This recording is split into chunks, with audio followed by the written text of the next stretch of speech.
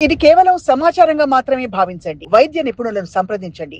So sir orthopaedic అంటే ఇప్పుడున్న జనరేషన్‌లో మోస్ట్‌లీ మనం చూస్తూ ఉన్నాం. ఈ జాయింట్ పెయిన్స్ కానీ, లేకపోతే బ్యాక్ పెయిన్స్ అనేవి ఎక్కువైపోతూ ఉన్నాయి. సో ఈ పెయిన్స్ అనేవి మెయిన్‌గా ఎందుకొస్తూ ఉంటాయంటారు?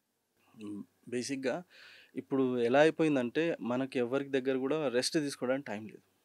మార్నింగ్ లేచినప్పటి నుంచి నైట్ పడుకునేంత వరకు we are standing, sitting or doing some work. ఏదో ఒకటి పని చేస్తూనే ఉన్నాం. సో, ఆ ప్రమేయంలో ఇంకొకటేందంటే, మనకు నరిష్మెంట్ కూడా తగ్గిపోయింది. నరిష్మెంట్ లేదు. ఇప్పుడు వీక్‌గా ఉన్న పర్సన్‌కి ఎక్స్‌ట్రా వర్క్ చేయమంటే చేస్తాడా? చేయలేడు. చేయరు. అలాంటిది ఈ కంటిన్యూస్‌గా మనకు మాల్ నరిష్మెంట్. మీరిప్పుడు చూస్తున్నారు డైట్ ఎలా ఉంది మనది. అసలు ఏది క్వాలిటీ ఫుడ్ దొరకట్లేదు. ఎగ్జాక్ట్‌లీ. ఇలాంటి క్వాలిటీ ఫుడ్ లేని ఎరాలో మీరు ఎక్స్‌ట్రీమ్ వర్క్ 2 ఎక్స్‌ట్రీమ్ అయిపోయాయి.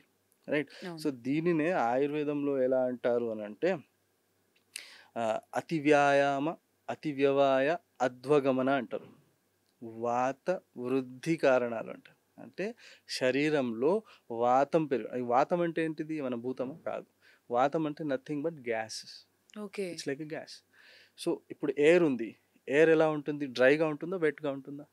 డ్రైగా ఉంటుంది. ఇప్పుడు జనరల్‌గా మీరు క్లాత్స్ బయట ఎండబెడితే గాలికి కూడా ఆరిపోతాయి. ఆడిపోతాయి కదా! ఎందుకు ఆరుతుంది అంటే వాతం, రూక్షం, శీతం, ఖరం, సూక్ష్మం, చలో అనిలా అంటారు. అంటే వాతం అంటే ఇది వెరీ మైన్యూట్, డ్రై, రఫ్ ఉంటుంది.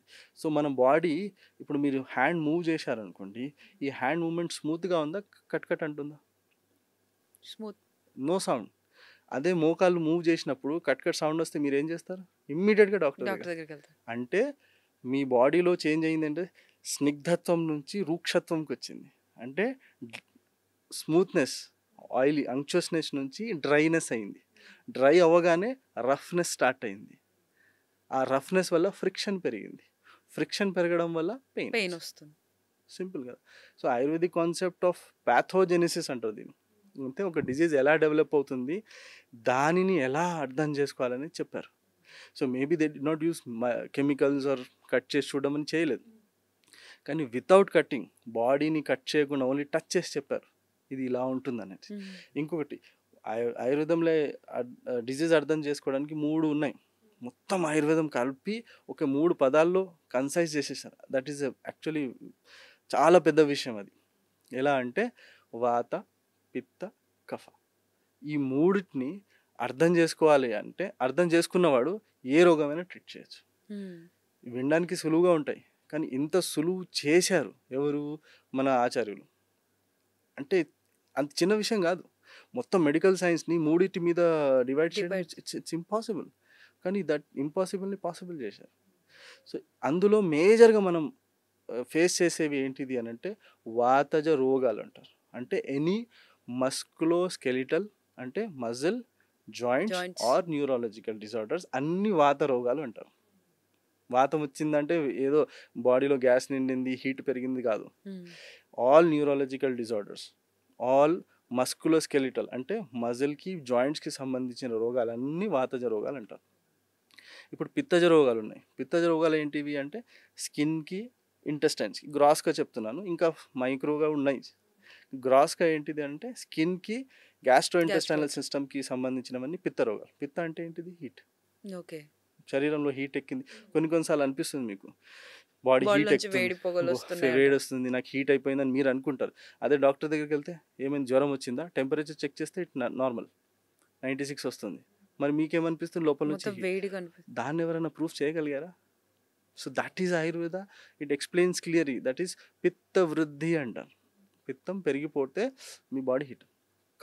కఫజ రోగాలు. కఫజ రోగాలు ఏంటిది అనంటే ఒబెసిటీ. ఇవాళ రేపు అందరూ సఫర్ అవుతున్నారు ఎగ్జాక్ట్‌లీ. కదా! అదెందుకొచ్చింది అనంటే వాతం పెరిగి పిత్తం సరిగా లేక కఫం అక్యుములేట్ అయింది. సో, దాన్నే ఒబెసిటీ వచ్చింది. ఈ ఒబెసిటీ వల్ల వచ్చినవి ఏంటిది అనంటే ఎండోక్రైనల్ డిసార్డర్స్. హ్మ్. అన్నీ కనెక్టెడ్ 1 to 1. సో, దాన్ని మనం అర్థం చేసుకోవడం చాలా కష్టం.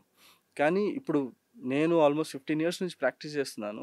ఇప్పటికి నాకు కూడా ఈ వాత, పిత్త, కఫాలు చాలా వరకు అర్థం కావు. ఓకే. It's a mystery.